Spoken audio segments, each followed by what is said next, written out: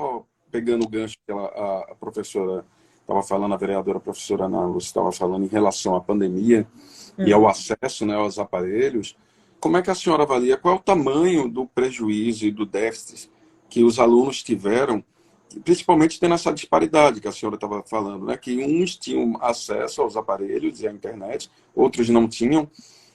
Como recuperar? Há possibilidade de recuperar esse tempo perdido, esses prejuízos que tiveram? Olha, Fred Júnior, eu achei, eu avaliava, sabe, quando as aulas voltaram, que os investimentos começaram a fluir, né, de entrega de material. Eu fui para as escolas, eu vou sempre com meus assessores para ver, então, a entrega de tablets e essa coisa acontecendo e a gente acompanhando, muito que feliz. A gente tentava mensurar o que você falou, são 2 anos, né, foram 2 anos em que a gente foi pego com a pandemia, até se estruturar nós mesmos, vamos dizer assim. A gente que tem acesso, que tem a ferramenta, a gente demorou ali um tempinho para entender que a gente agora ia trabalhar, vamos dizer assim, de forma virtual, a gente ia, enfim. Mas para os estudantes, isso aí demorou mais de 6, 7 meses, vamos dizer assim, para poder as aulas de forma remota, né? A educação à distância, porque uma coisa era as aulas remotas, outra coisa era as aulas ao vivo, enfim, tudo isso, né, demorou um tempo. E o prejuízo para os estudantes, são várias fases. O prejuízo para os estudantes da educação infantil, ele tem um tamanho.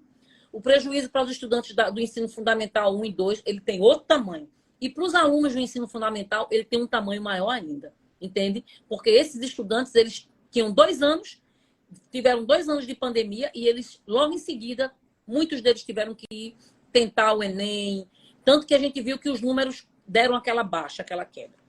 Como é que eu avalio isso hoje? A gente, de fato, não pode olhar para trás.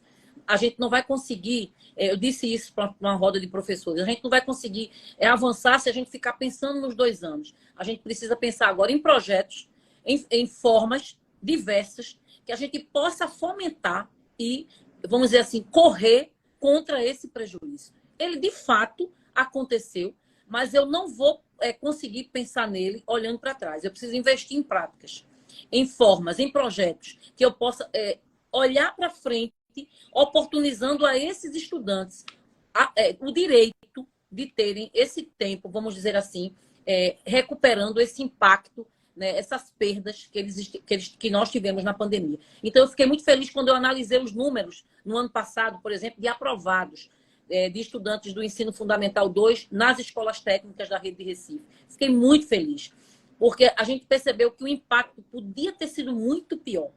Mas, assim, muitos estudantes aprovados, estudantes que passaram 2 anos, ou seja, se ele estava no 8º ano, no 6º ano, ele passou simplesmente quase que mais da metade, né, do ensino fundamental. A pandemia acabou, ele estava no 9º ano, o último ano, vamos dizer assim, para ir para o 2º grau. A mesma coisa, os estudantes do ensino médio. Eu acompanhei também grupos e muitas aprovações. Eu fiquei muito feliz, porque esses estudantes aprovados nas universidades públicas nos dá, vamos dizer assim, uma alegria de que a gente precisa estar olhando para frente, pautando políticas, buscando, correndo atrás do prejuízo que esses 2 anos de pandemia nos deram, mas pensando que nós estamos vivos. E se nós estamos vivos, é porque a gente pode ainda fazer e correr atrás desse prejuízo. Vereadora Ana Lúcia, estamos falando de futuro, né? Isso. E hoje, futuro e juventude, hoje é o Dia Mundial da Juventude. Verdade. E a senhora tem essa relação próxima, né? Sim. Tanto quanto pessoa pública, quanto política, quanto religiosa, quanto educadora. Uhum. O futuro dessa geração, como é que a senhora avalia diante dessa perspectiva, vereadora? Fred, eu penso que é o seguinte, que não é o futuro, não é o presente. Esses jovens, vocês, né? Vocês são o agora, o hoje. Eu gosto muito de estar perto de jovens, que eu digo para eles que eu me encosto neles e consigo captar. Consigo, vamos dizer assim, me renovar, né? Trazer energias novas para mim. Então, a gente precisa pensar nessa juventude pensando o seguinte, que quando eu sou a pessoa que acho que educação, não existe ferramenta, né, de maior poder de transformação social do que a educação. Então, eu penso que se a gente colocar esses jovens todos, dentro das escolas, desde a educação infantil, e preservar esse direito deles até o final do ensino médio, a gente vai ter aí uma juventude do presente preparada para o futuro. É isso. Eu me emociono, porque assim, é isso que eu acredito. Hoje eu estava assistindo, eu queria só citar aqui e mandar um beijo para ele está na live aí. O meu sobrinho, Matheus Cavalcante.